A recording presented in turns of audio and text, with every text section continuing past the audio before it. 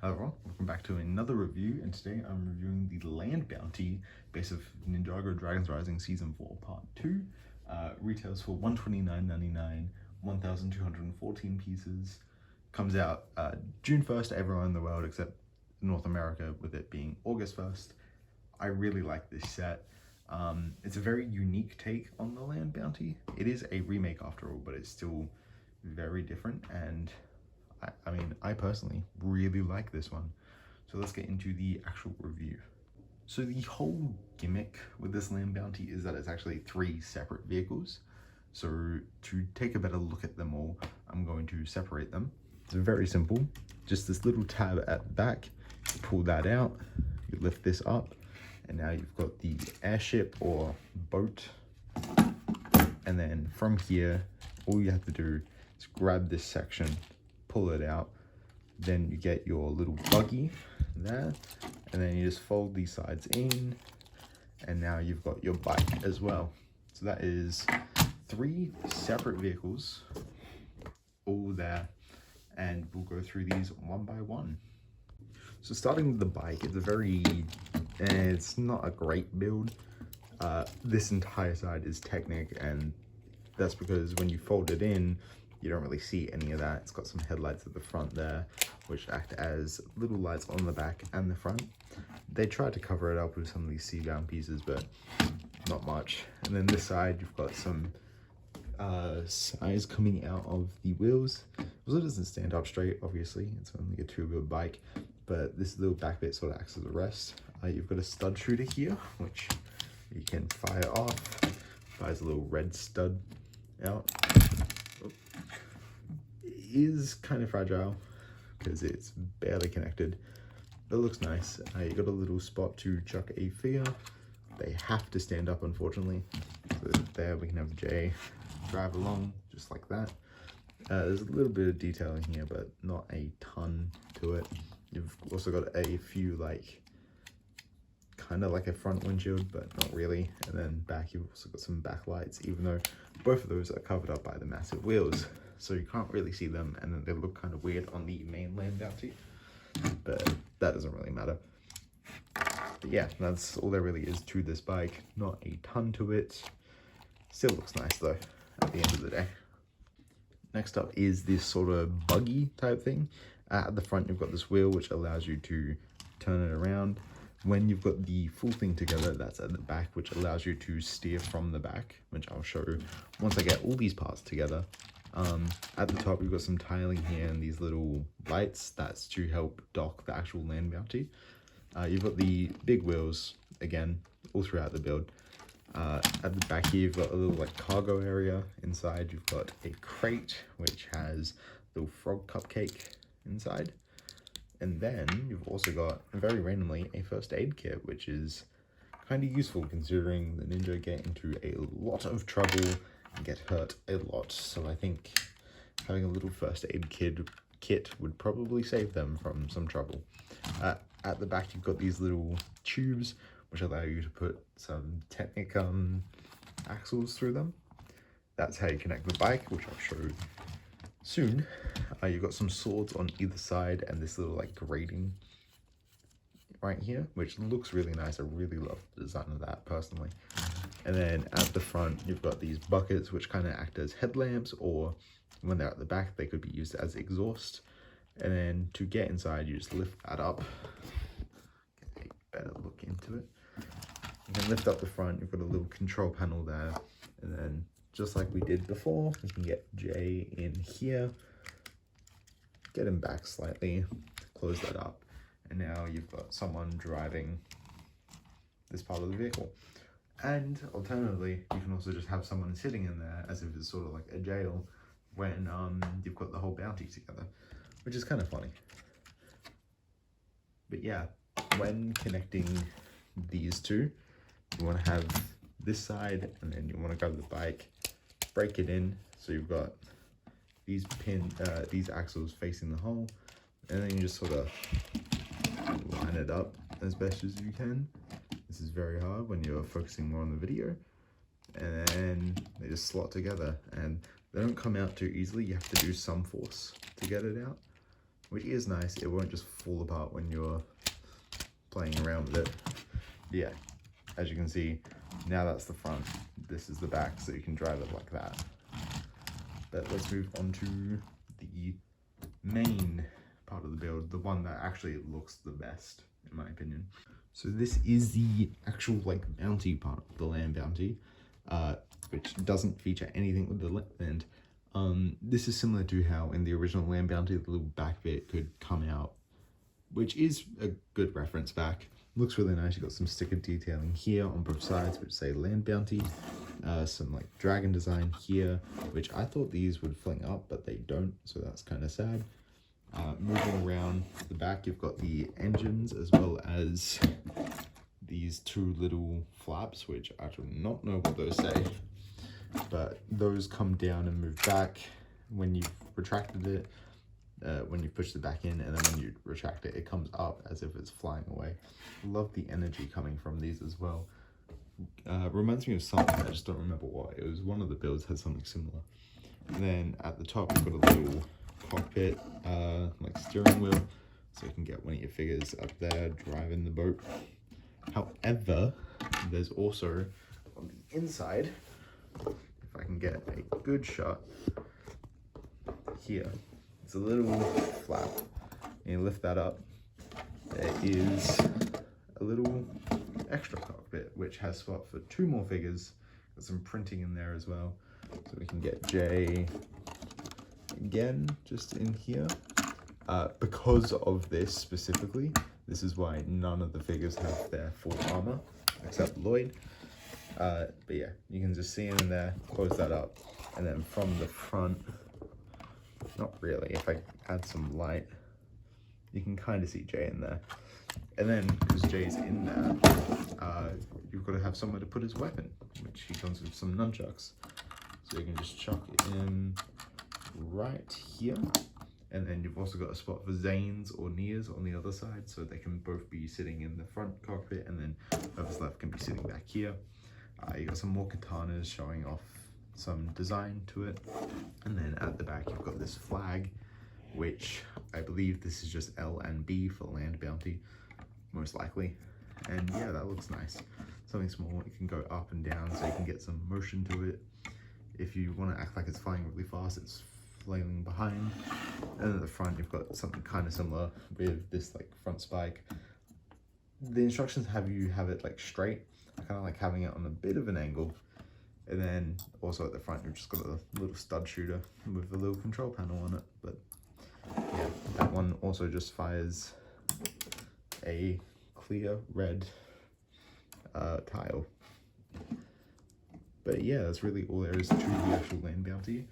To dock it, you grab this right here, and then on the bottom of the land bounty, you've got some holes right there.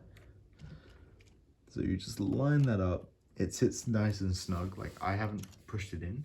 It sits nice and snug there. However, to properly secure it, you do this, push that in, and now you can pick it up from the top just fine. Like, perfectly fine, and it's stuck all together now. And then again, back here, you've kind of got like a little jail cell, which you can't really access now that the full bounty's on it. However, still kind of a fun thing. And then yeah, you can just drive it from the back like that. But that's all there really is to the actual land bounty itself. Kind of not a ton of detail, like the previous one, which had a pretty good interior. This one kind of really only has that front cockpit. Yeah, kind of sad, but also it's for the play feature, which works really well, and I really love how this looks when it's all together. So yeah, let's move on to the figures. So our one and only exclusive figure in this set is the Fire Monster. These are from part 1. We have no idea if they're coming back again in part 2. But he looks really good. Love the orange and the black. Feels very earthy. You can see some like molten texture on him as well. And then this new like head mold. It's the same one as the Ice Monster, but it's so cool. It's trans orange and black, and the Ice Monster is trans blue and white, and they look so nice. You've also got a little hammer for him, made with like some lava, you could imagine, which looks really cool. He also has mid-legs, which is, this is the second/third figure with mid-legs. The Ice Monster is the other one with mid-legs from this wave. And then obviously Rocks from last year. But it's really cool to see another figure with mid-legs. And you can also see the little symbol there as well for the elemental monsters, which makes me think they're probably not coming back in part 2, but we'll see. But yeah, that's all there really is to him. It's kind of cool. Can't really move his head because it's all one big piece, but yeah. Our next figure is Dragon Lloyd. For this year, the Ninja got dragon forms in basically all of the January Dragons Rising sets. We got a dragon form for each of the Ninja. This time we only get one for Lloyd and Kai, which now means Lloyd and Kai aren't exclusive to the sets, which is really good for Kai at least, because with Lloyd you also get Cole exclusive in that set, so kind of he isn't a huge draw for this set for some people, I feel, because I think a lot of people got the Guardian Dragon because they also wanted the Cole. But yeah, it looks really nice. Love the designs of these. And then something special for Season 4 Part 2, the claws. These were supposed to always be with the Dragon Form Ninja. However, we thought they were scrapped from the start of the year. However, maybe they were just waiting. They couldn't get the mold ready in time. So now we have them in the Part 2 sets. They look really cool. They just attach on the hands like any other like claw piece. And yeah, really love the design of these. You get 4 sets of 2 throughout the entire wave. One of them's in a 4+ set, unfortunately. And then 2 of them come with their Dragon Form Ninja. So you only really get 1 extra pair to put on a Dragon Form Ninja, but still pretty cool to see. But yeah, there's not much else to say about this figure that I haven't already said before. Love the design of them. Love the mix of bright green and regular green. Yeah, it also comes with a tail. It's kind of weird like that. But yeah, there's not much to say that I haven't already said. Same goes with a lot of the next few figures. Next up is Nia. She's probably like the only figure from this like regular Ninja figure from this wave that I actually have something to talk about. And that's because Nia comes with this little sheath on the side of her. It comes in dark red, and you get a duplicate in the set as well, and it's really cool. All you do is you just slide a katana in. That's literally all it is. Nothing actually holding it in. It just sits on the waist, and then you can leave it sort of sitting there. It works so much better than having it on the back, and so much more realistic, and it's going to be so useful for mocks of samurai and all that. But yeah, she looks really good. Talked about her like 2-3 times already. She's a cool figure. I do like Nia's one. Kind of sad that they don't come up with the big armor piece. It looks wrong without it. I know some people didn't like the big armor piece, but I think it just looks wrong without it. But it makes sense because otherwise they wouldn't fit in the land bounty, which is kind of unfortunate, but also makes sense. Our next figure is Zane, and again, talked about him a lot already. Looks really good, and similar to Nia, it feels wrong without the armor. It comes with 2 shurikens though, which is pretty nice. We don't really get that too often with Zane. Sometimes they really just only give him a katana, but it's nice to see Zane with some shurikens again. But yeah, not much else to say. And then our next figure is Jay. Again, no armor, kind of looks wrong. Comes with nunchucks, which is really cool to see. I love how they're using the small little chain link for that, so they feel more realistic for nunchucks than the big long link, and then you can just sort of swing them around in his hand. Really love Jay's design. The banana yellow arms feel very weird, and then the dark blue mask is like 3 different colors kind of clashing. Sometimes it works, sometimes it doesn't. I think his dragon form looks better than his regular form. Yeah, that's all I really have to say. And then finally, the acid monster, the most common of the elemental monsters, comes in so many sets. Really cool figure. Still really like him. Comes with this like venom staff, which is pretty cool, and then like the dual molded head with trans green and purple looks really nice.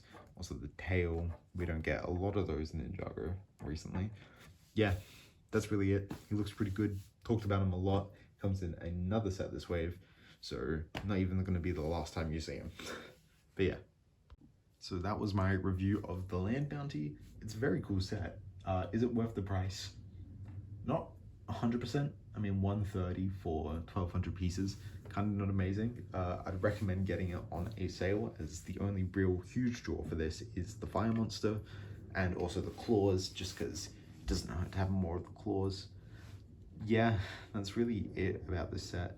I do like that we're getting a remake of the Land Bounty. It makes some sense because apparently in the story we're going to back to the Nether Realm.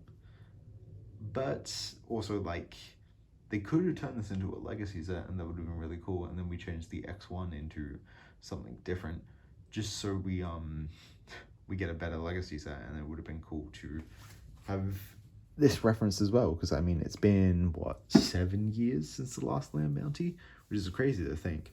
I do have that one somewhere. I'd love to do a comparison between the two. However, I'd A, have to find it, B, then have to put it back together because it's not taken apart fully, and then C, actually do the comparison, considering they're two very different vehicles at the end of the day. The only similarity is they both have a front cockpit and a like flying vehicle to it, and they have 6 wheels. That's really the only similarity. But yeah, that's really all I have to say about my review. Thank you guys for watching, and I do have all the dragons, I have all the Ninjago sets from this wave, so whatever you want to see reviewed next, please let me know. I already have reviews of basically all the legend sets, so if you want to see anything, just let me know. I got a couple videos planned, trying to get all these out before June 1st, so all you guys who get the sets on June 1st can at least get some more opinions on the sets before they come out. But yeah, thank you guys for watching, and I'll see you in the next one. Peace.